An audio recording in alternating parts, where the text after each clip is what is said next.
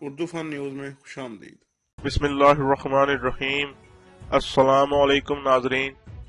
مولانا فضل الرحمان کے حوالے سے تشویشناک خبر، دل کا دورہ پڑنے کی وجہ سے ہسپتال منتقل۔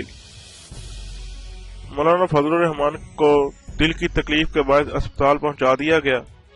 چیک اپ کے بعد انسٹیٹیوٹ آف کارڈیالوجی نے گھر واپس جانے کا مشورہ دے دیا۔ تفصیلات کے مطابق پاکستان کا حالیہ الیکشن بڑی بڑی سیاسی جماعتوں کے لیے بری خبر بن کر آیا۔ پاکستانی سیاست کے بڑے بڑے برج اس الیکشن میں الٹ گئے۔ اس سیاست کے منجے ہوئے نام پہلی مرتبہ ایوان سے باہر رہ گئے۔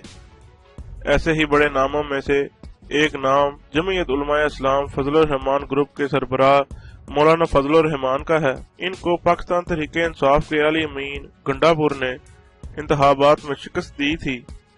مولانا فضل الرحمان نے اپنی شکست کو قبول نہ کرتے ہوئے دھاندلی کے الزامات لگائے اور گزشتہ ایام میں منعقد ہونے والی کل جماعتی کانفرنس میں مولانا فضل الرحمان نے انتخابات کو مسترد کر دیا اور حلف نہ اٹھانے کی بات کی۔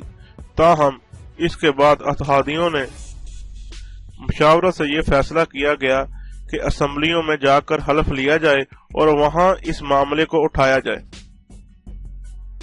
مولانا فضل الرحمان کے قریبی ساتھیوں کا کہنا تھا کہ مولانا پے در پے سیاسی شکستوں کے بعد شدید ذہنی دباؤ کا شکار تھے اور کافی اپسیٹ نظر آ رہے تھے۔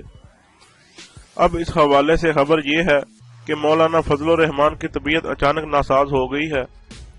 ان کو دل کی تکلیف ہوئی ہے، جس کے بعد ان کو راولپنڈی کے ادارہ امراض قلب میں منتقل کر دیا گیا، جہاں ان کے ٹیسٹ ہوئے۔